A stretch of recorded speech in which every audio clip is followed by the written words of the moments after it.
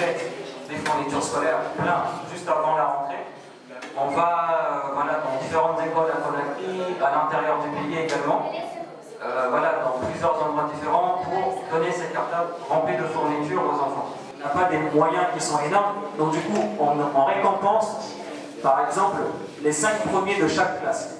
Pourquoi? C'est pour donner en fait d'année en année de la force, du courage aux enfants. On vise le critère de la méritocratie. Après, il faut aussi s'adapter. Quand on va par exemple dans des villages, les gens sont modestes. Là-bas, le plus important, vraiment le combat numéro 1, c'est que les parents envoient leurs enfants à l'école. Donc là-bas, on ne prend pas de critères d'excellence, on donne indistinctivement à chaque enfant pour que voilà, les parents se disent d'année en année, là, ils vont venir, du coup, d'année en année, c'est ça, c'est le critère de l'école qui prévaut, donc on va les envoyer à l'école.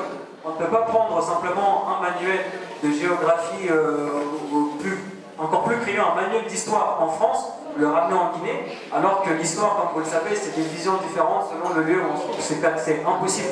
Même au niveau mathématiques, français, les niveaux sont différents et l'approche même est différente. Donc nous, on a décidé de ramener aucun manuel et de n'acheter en fait que du matériel en fait, comme des cahiers, des stylos, des règles, calculatrices, vraiment ce qui va servir immédiatement à l'enfant. Voilà. Si on est en termes de proportion, en fait, on va dire qu'à Conakry, on donne 20%, à l'intérieur du pays, on est sur du 80%. Parce que notre politique principale, c'est vraiment à l'intérieur du pays. Moi, si je prends par exemple un endroit comme le district de Touba, que je connais bien, je ne sais pas depuis combien d'années on n'a pas eu un seul bachelier. Une personne déjà qui sort du collège pour aller vers le lycée, mais ça fait beaucoup trop de temps. Merci bien. L'éducation, l'État emploie des enseignants qui les payent au public. Jusqu'à un certain moment, l'enseignement était complètement gratuit.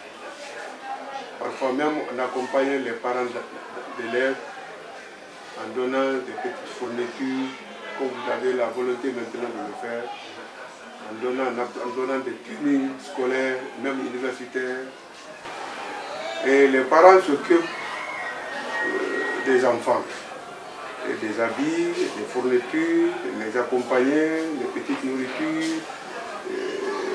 C'est surtout à ce niveau-là aussi que ça frappe encore plus. Parce que la pauvreté, quand ça frappe les enfants, il y en a qui désertent. À un certain moment, ils n'ont pas le petit déjeuner. Il y en a ceux qui sont dans les villages, ils abandonnent très tôt. Ils font l'exode. Je pense que l'enfant à l'école, l'enfant est dans les brousses en train de faire la cueillette des fruits sauvages, se nourrir, et le retour le soir, il vient, soi-disant qu'il est à l'école. Jusqu'à 5, 6 ans, 7 ans plus tôt, dès qu'il se sent un peu responsable grand là, il abandonne. Je dirais dans les villages, peut-être 65% commencent, les enfants du village commencent les études. Après 3 ans de scolarité, il n'y aura que 40 qui vont continuer. Avant le collège, 60% vont abandonner. Du collège au bac, maximum 15 qui peuvent continuer.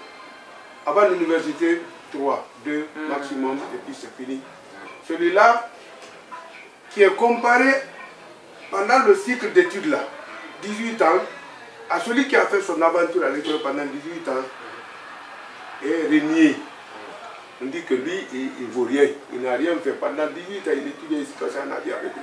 L'exil aussi a pris, on va dire, a pris de l'envergure. Voilà, a pris de l'envergure. Du coup, quand les enfants, quand ils grandissent, même les parents, parfois, chez nous en tout cas, chez les Djakanti, on voit ça beaucoup. En choisissant entre l'éducation par là et l'exil par là, souvent on va dire que les gens choisissent plutôt la facilité. Même aujourd'hui, le contexte là-bas, en France, là-bas, est très dur. Il y a de nouvelles lois qui ont été votées pour que justement ceux qui émigrent, on va dire, dans des conditions illégales, ne puissent pas voilà, rester. Voilà. Tout ça, c'est problématique. Nous, on sait que si on en parle, les gens ne vont pas applaudir. On le sait très bien, mais pourtant, c'est la vérité. Moi, si je le dis ça, c'est parce que on a vu beaucoup de gens mourir. On a vu beaucoup de gens mourir dans l'eau, beaucoup de parents qui pensaient que aller en France, c'était comme si on allait à l'Abbé ou à Mamou, c'était ouais, c'est un voyage quoi. Non, c'est pas ça. Encore aujourd'hui, il y a beaucoup de choses qui n'ont pas été racontées. Que nous, on est au courant malheureusement, parce qu'on sait, on est en contact avec les gens qui accompagnent les migrants, on sait ce qui se passe, il y a beaucoup de choses qui n'ont pas été racontées. Et nous, on a envie d'éviter en fait cette catastrophe parce que c'est une double perte. Une perte pour les familles ici en Guinée, les gens qui vont perdre leurs proches, même ceux qui vont partir et qui vont être bloqués là-bas parce qu'ils peuvent pas revenir. S'ils reviennent, ils sont bloqués ici encore, ils ont perdu. Du coup, c'est une double perte et aussi et également une perte aussi pour le pays, pour la Guinée. Parce que si toute la jeunesse part, comment on parle de développement tous les jours, c'est impossible.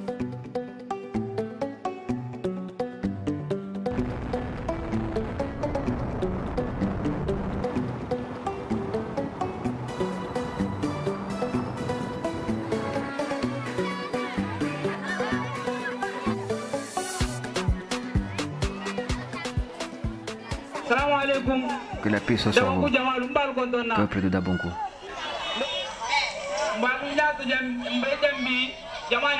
Si nous sommes aujourd'hui réunis,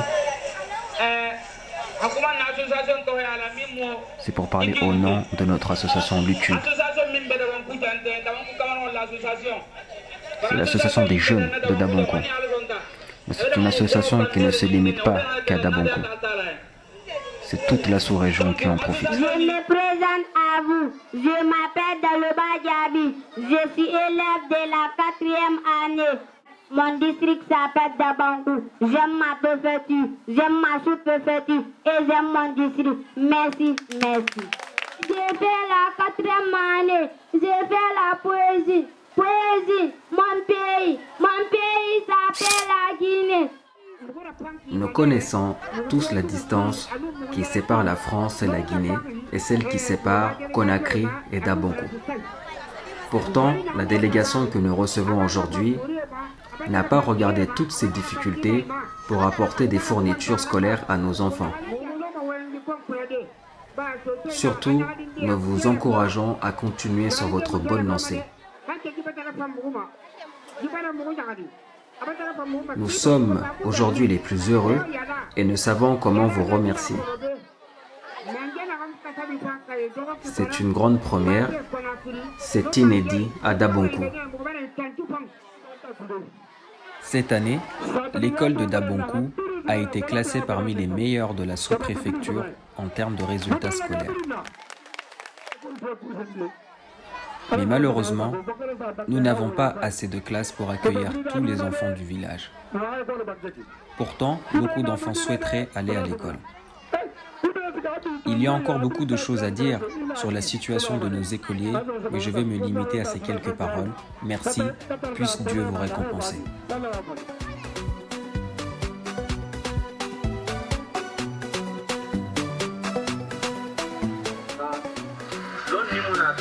Madame Keta, nous te remercions et nous t'encourageons aussi d'aller chercher le savoir partout où il est.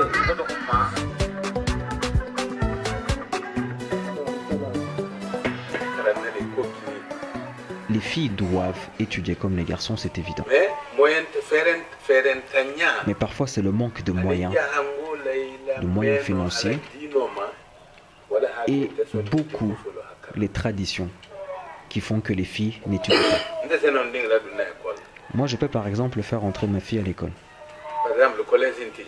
Mais ici, à Dabonko, il n'y a pas de collège. Si elle arrive au niveau du collège, je n'ai personne dans une autre ville pour l'envoyer, pour qu'elle puisse aller au collège. Je n'ai pas de proches et je n'ai pas le cœur pour envoyer ma fille chez quelqu'un que je ne connais pas. Une fille qui a étudié ne voudra jamais que son fils ou que ses enfants dévient. Alors que l'homme est souvent à l'extérieur pour chercher les provisions. Alors que c'est la femme qui est à la maison pour s'occuper du foyer. Une femme qui n'a pas étudié ne peut pas encadrer ses enfants. Car ce qui est la valeur des études, on ne peut pas le savoir.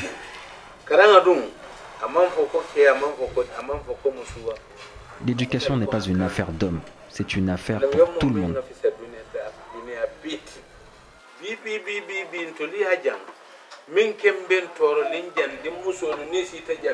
Aujourd'hui, ce qui nous empêche vraiment ici à Dabankou d'envoyer nos filles à l'école, c'est vraiment ce collège qui nous manque. C'est pourquoi nous préférons arrêter les études des filles à un certain niveau, faute de collège.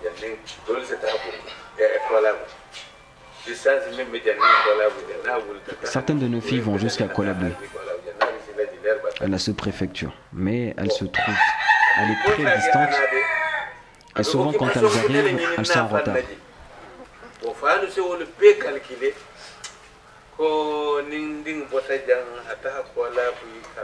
C'est ce que les parents calculent. Ils calculent la distance entre Dabankou et Kolabé. Et souvent, quand la fille arrive à l'école, les autres sont déjà rentrés en classe. Les retardataires ne sont pas reçus par les enseignants. Et au lieu de se retourner, l'enfant retardataire va se trouver une autre occupation dans la vie. Son père s'imagine alors que la fille est à l'école. Mais non, elle est en train de filmer. Le prophète Mohammed a dit par exemple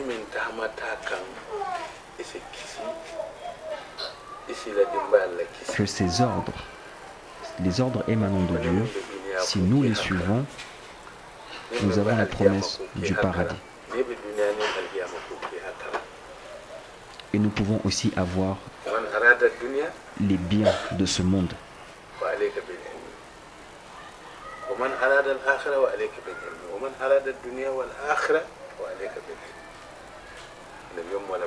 Celui qui veut dunya et l'au-delà doit étudier. Celui qui veut l'au-delà doit étudier. Celui qui veut uniquement ce monde doit étudier. C'est pourquoi il est important que chacun étudie, que tu sois une fille, que tu sois un garçon.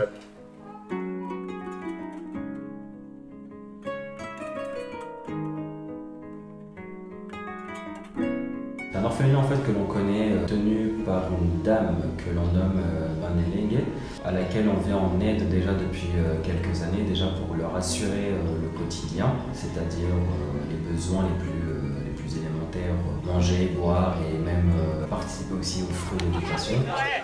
Oui, c'est comme ça, ou bien c'est ça. Ce qu'elle demande comme priorité, c'est par rapport au local. Parce que là où elle est, ça ne l'appartient pas, c'est pour sa grande sœur. Et sa grande sœur aussi a une famille. Et est-ce que ça peut continuer de priver les enfants de sa sœur au profit de ces enfants-là? C'est aussi un autre problème. Donc voilà, n'est-ce pas, des problèmes qu'elle a posés. Donc, et ça, c'est à son niveau.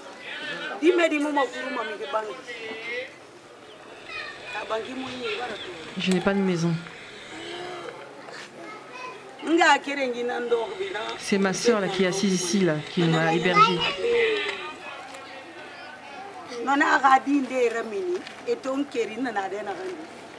Ils m'ont fait partir de là où j'étais. Donc maintenant je suis ici. Les enfants ils ont grandi, il n'y a que 2 chambres.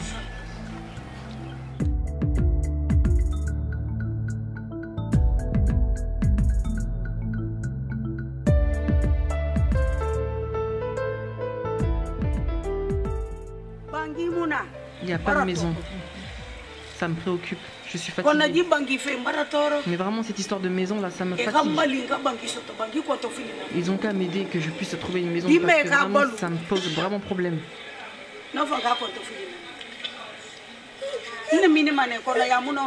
Avant, je sortais, mais maintenant, je ne peux plus sortir. J'ai mal aux jambes. Maintenant, je mange que ce qu'on me donne, les sacrifices. C'est ça que je donne aux enfants. Les enfants sont malades, il faut les amener à l'hôpital. Tout ça, c'est encore des dépenses. Chaque mois, il faut donner de l'argent. Les uniformes, il faut les acheter. Les cahiers livres, tout. Pour l'école, il faut acheter. Tout ça, ça me fatigue. L'inscription des enfants, ici en Guinée et dans les différentes écoles, chacun a son prix. La réinscription à 40 000 francs. Maintenant, la scolarité serait à 50 000 francs. nous sommes en difficulté. Des enfants de Bandelengue. Difficilement, qu'on gagne d'abord le manger. Et à l'école, je suis obligé d'accepter comme tel. Malgré les doubles peines, mais je suis obligé. Parce que je ne veux pas à ce que les élèves arrivent à chômer en classe. Et je les ai même surnommés à l'école comme qui c'est l'avenir. C'est le nom des enfants à l'école. Ça c'est pour se distinguer avec les autres enfants. C'est ça. Mais je demande encore aux bonnes volontés, ceux dont ils savent que Dieu existe, de venir à notre aide. Je tends les bras à tout un chacun de bonne volonté de venir à notre aide.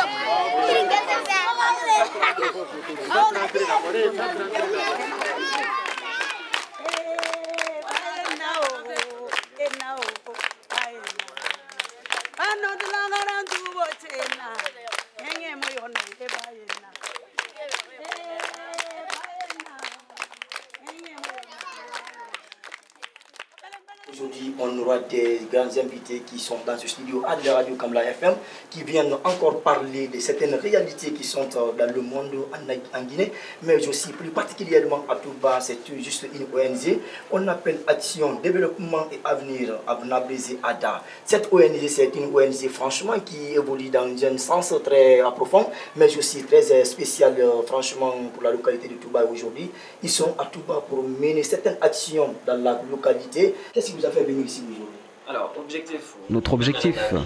l'objectif qui nous a fait venir à votre radio ici ce soir, c'est pour que la population de Touba sache que l'association ADA existe. Il n'est pas évident de communiquer. Vous voyez, ça fait déjà très longtemps que nous menons des actions associatives, depuis 2012, mais beaucoup ne sont pas encore au courant. Et notre objectif aujourd'hui, c'est de faire passer le message que nous sommes une association en action. Quelles sont les actions que vous avez posées? C'est la première action en Guinée? Ah non, c'est pas la première. Ce n'est pas notre première action en Guinée. Le premier projet que nous avons fait, c'était ici à Touba. Alors il y a une école ici à Touba qui s'appelle la Madrasa Cheikh Abdul Qadir Al-Jilani. Ils ont ouvert une école en 2013. Ils ont rencontré beaucoup de difficultés. Car quand on ouvre une école, vous savez, c'est pas facile. Alors nous avons décidé avec nos membres d'ADA en France d'aider cette école à démarrer. Nous avons mené un partenariat avec eux, un partenariat qui fut un succès. Nous avons beaucoup de donateurs.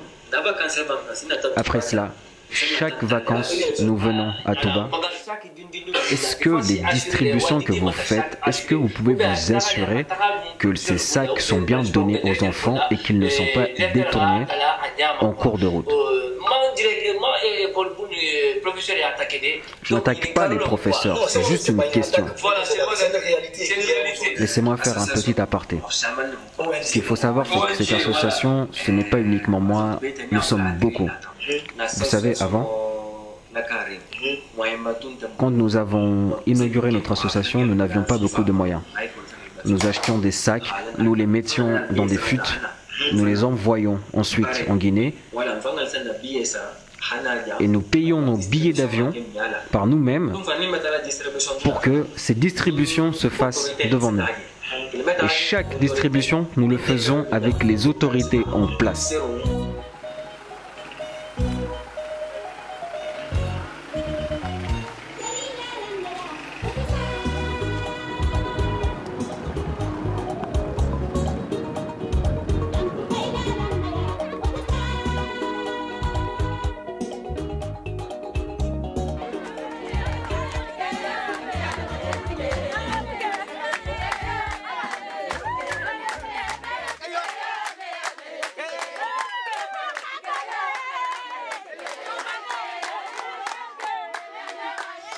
L'école communautaire de Kamaya, constatant l'analphabétisme qui se trouve au niveau des villages, l'autorité sous-préfectorale conjointement avec la commune rurale, nous avons trouvé nécessaire, à travers l'appel lancé par cette population, ouvrir une école communautaire au sein de ce village.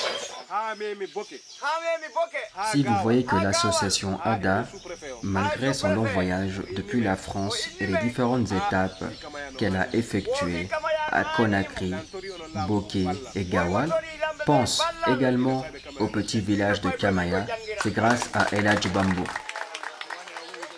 Moi, personnellement, si je prends cette initiative, c'est parce que j'ai étudié et je connais l'importance des études. Et quand je vois des enfants qui n'étudient pas, vraiment ça me touche.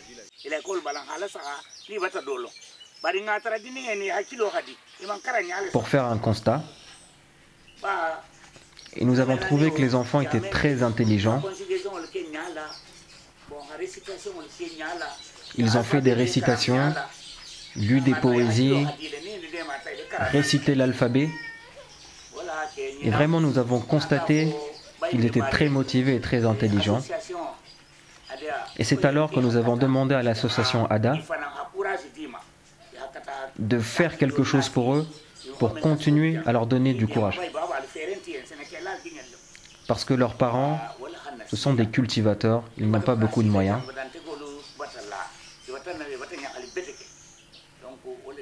Les villageois sont vraiment très contents de votre présence.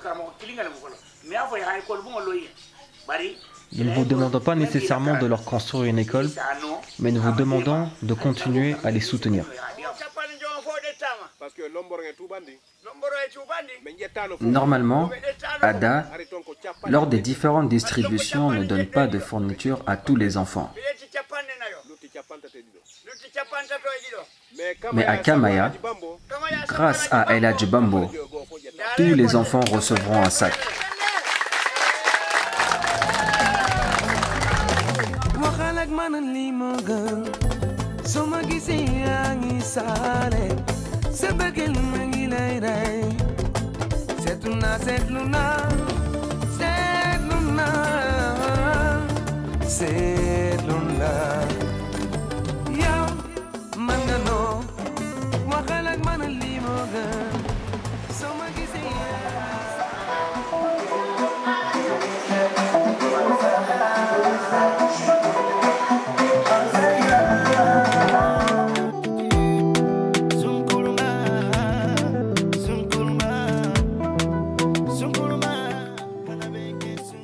C'est une école qui date de 1938.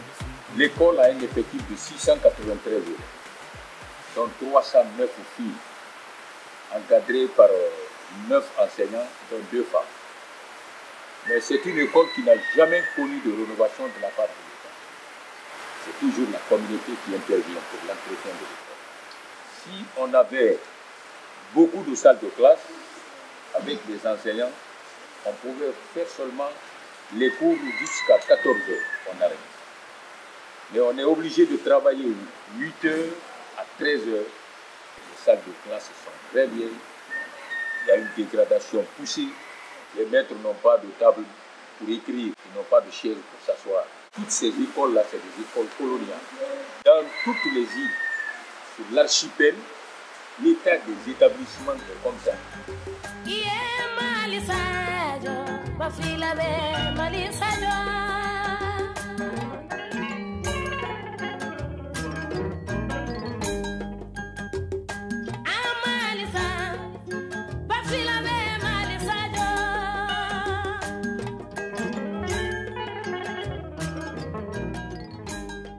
Chaque année, je fais mon rapport de fin d'année. Je mentionne tout là-dedans. Je dis l'école n'est pas clôturée. L'école n'a pas un point d'eau. Il y a manque de classe, il y a manque d'enseignants. Je mets dans mon rapport. L'école n'a pas de latrine. Les enfants, s'ils veulent se mettre à l'aise, ils vont en brousse. Des fois, d'autres vont pour ne plus revenir. Il y a même un danger. Un enfant peut aller trouver un serpent là-bas. Nous sommes obligés de traiter l'eau pour les enfants. Nous avons des bidons de 20 litres, de 40 litres. On va chercher l'eau dans les puits à ciel ouvert pour éviter que les enfants n'aillent boire l'eau qui n'est pas potable dans les concessions d'avoisinage.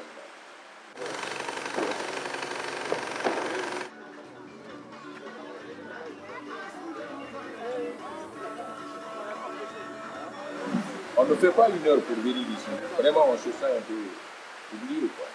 Nous recevons des élèves qui viennent ici sans sac, qui viennent avec des plastiques, qui viennent avec, seulement avec le pantalon, avec la culotte, sans la tenue.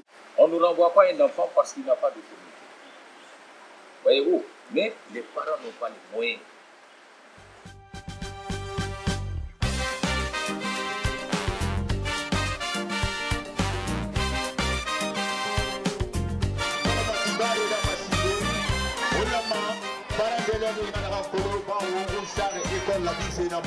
En tant que directeur de l'école de Kassa, nous vous remercions pour votre présence. Nous saluons le gouverneur Mathurin Bangura et vous souhaitons la bienvenue sur l'île de Kassa. Chers élèves qui êtes devant moi aujourd'hui, vous devez vous armer de courage. Vous avez l'opportunité de réussir et nous avons foi en vous. Il y a parmi vous de futurs docteurs, de futurs ingénieurs, de futurs enseignants. Nous allons faire le nécessaire pour vous soutenir, car avec l'éducation, tout est possible.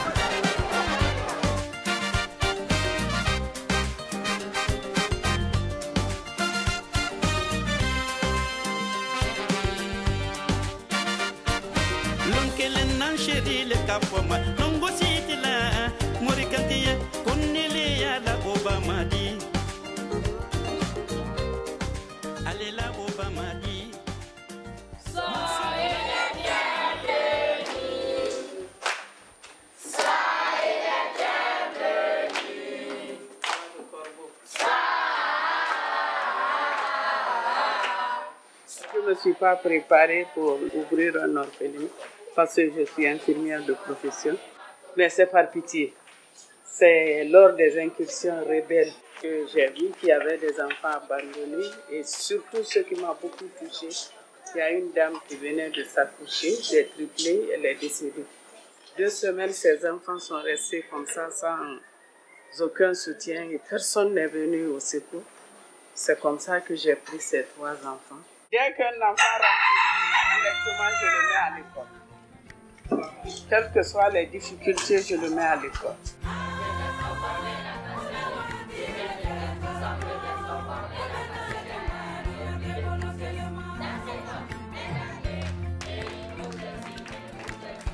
J'ai frappé à ta porte, j'ai frappé à ton cœur pour avoir bon lit, pour avoir bon fait. Pourquoi me repousser? Ouvre-moi mon frère, pourquoi me garder de moi? Tu me diras pourquoi il y a les riches et les pauvres. Tu me diras pourquoi tu es né dans la campagne. Tu me diras comment est la campagne et comment est la ville. Tu me diras pourquoi des enfants d'ici sont sans logis et moi dans un âge. Tu me diras d'où viennent les fous, les mendiants et les sans-travail.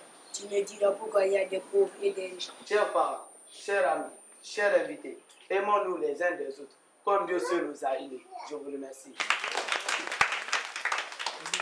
Les frères qui sont là, l'heure de coucher et l'heure à laquelle ils doivent déjeuner. Sans la discipline, on ne peut pas gérer plus de 10 personnes. À plus forte raison, une trentaine. C'est pour ça que nous avons fait ce tableau. Chez nous, il y a d'autres qui font des enfants, ils vont les laisser dans les poubelles. Celles qui ne tuent pas leurs enfants, qu'on puisse les récupérer. J'en ai au moins 5 ou 6 ici. On a toutes les difficultés pour pouvoir garder sa propre famille, à plus forte raison. Des enfants de une dizaine, une vingtaine, jusqu'à une trentaine. Mais moi, mon souhait est que si je pouvais avoir de l'aide, surtout pour leur scolarité, par exemple des parrainages, si je pouvais trouver des gens qui pouvaient parrainer les enfants, parce que d'abord je suis à la retraite et à mon âge aussi, je ne peux pas tellement courir comme avant, de gauche à droite pour leur trouver de l'aide. C'est ce que je peux. Le reste là, nous pourrons gérer ça de notre manière.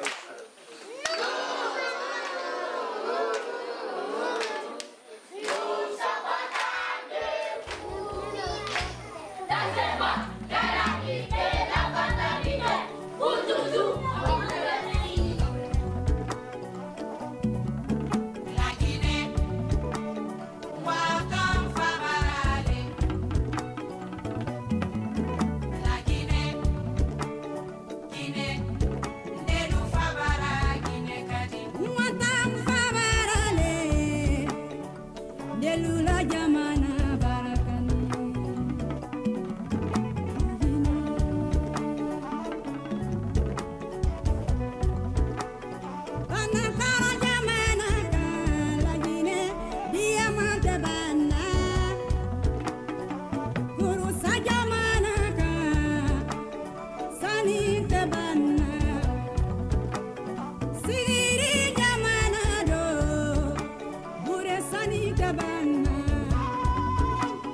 Dingira iga mana do lero sanino